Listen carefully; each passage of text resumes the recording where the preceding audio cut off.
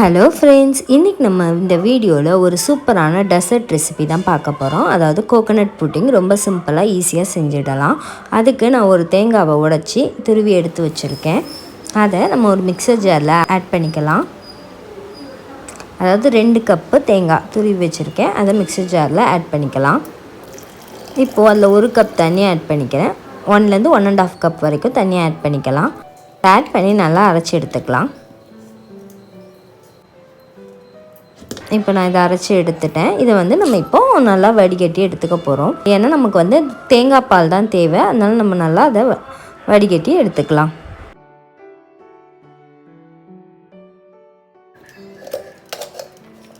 நல்லா சாஃப்டாக அரைச்சி நல்லா தேங்காய் பாலை வடிகட்டி எடுத்துக்கலாம்.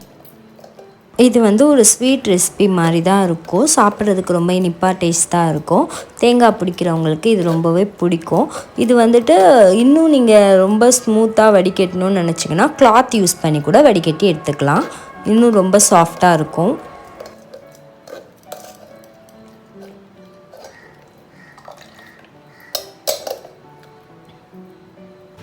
இப்போ நல்லா தேங்காய் பால் நம்ம வடிகட்டி எடுத்தாச்சு.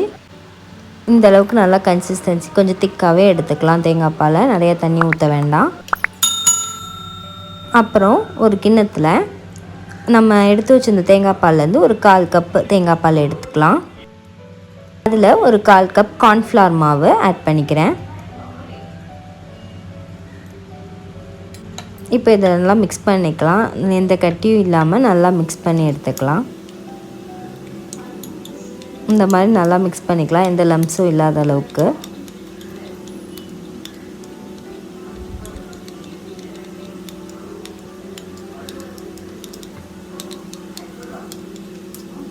இப்போ இதை நல்லா மிக்ஸ் பண்ணியாச்சு.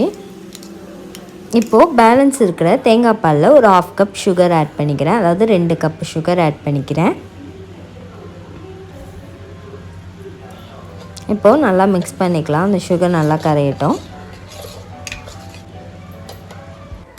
ஸ்டவ் ஆன் பண்ணி பேன் அடுப்பில் வச்சுக்கலாம்.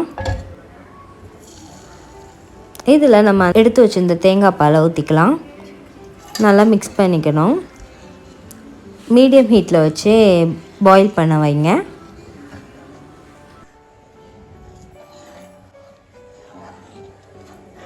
நல்லா மிக்ஸ் பண்ணிகிட்டே இருக்கலாம். தேங்காய் பால் பாயிலிங் கன்சிஸ்டன்சிக்கு வந்ததும் நம்ம மிக்ஸ் பண்ணியிருந்த கார்ன்ஃப்ளவர் மிக்ஸை ஸ்லோவாக ஆட் பண்ணிக்கலாம். கைவிடாமல் ஆட் பண்ணிகிட்டே மிக்ஸ் பண்ணிகிட்டே இருக்கணும். ஏன்னா லம்ஸ் ஃபார்ம் ஆகிடும். ஸோ அது கட்டி கட்டியாக ஆகாமல் இருக்க கைவிடாமல் மிக்ஸ் பண்ணிகிட்டே ஸ்லோவாக ஆட் பண்ணுங்கள்.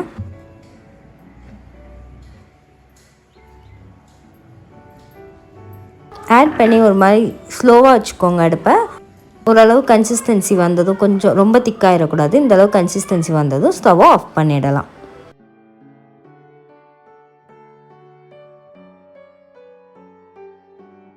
இப்போது இந்த ஏதாவது ஒரு கிண்ணத்தில் நம்ம க்ரீஸ் பண்ணிக்கலாம். என்ன ஆயில் வேணால் க்ரீஸ் பண்ணிக்கோங்க. நான் கோகோனட் ஆயில் க்ரீஸ் பண்ணிக்கிறேன்.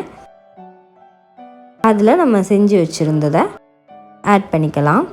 இது ரூம் டெம்பரேச்சர் வர வரைக்கும் வெளியில் வச்சுட்டு அப்புறம் ஒரு 2 hours ரெஃப்ரிஜரேட் பண்ணலாம். ஃப்ரிட்ஜில் வச்சுடலாம். இப்போ 2 hours ஆகிடுச்சு. அப்புறம் 2 hoursக்கு அப்புறம் அதை ஓப்பன் பண்ணி கொஞ்சம் நேரம் இப்படி விட்டுட்டு எடுத்திங்கன்னா நம்ம ஈஸியாக அன்மோல்ட் ஆகிடும். பார்த்திங்களா, நம்மளோட சூப்பரான கோகோனட் புட்டிங் ரெடி ஆகிடுச்சு. இதில் நம்ம மேலே என்ன நட்ஸ் வேணால் ஆட் பண்ணிக்கலாம். என்கிட்ட இன்றைக்கி ட்ரைடு கிரான்பெரிஸ் இருந்துச்சு. நான் அதனால் அதை ஆட் பண்ணிக்கிறேன். பார்க்க கலர்ஃபுல்லாக இருக்கிறதுக்காக நான் ஆட் பண்ணிக்கிறேன். நீங்கள் வீட்டில் என்ன நட்ஸ் இருக்கோ அதை மேலே ஆட் பண்ணி சாப்பிடலாம். இது ரொம்ப ஸ்வீட்டாக டேஸ்ட்டாக இருக்கும். கோகோனட் ஃப்ளேவரில் தான். இதில் நம்ம கோகோனட் மட்டும் தான் ஆட் பண்ணியிருக்கோம். வேறு எந்த இன்க்ரீடியண்ட்டும் ஆட் பண்ணலை. நீங்களும் ட்ரை பண்ணி பாருங்கள்.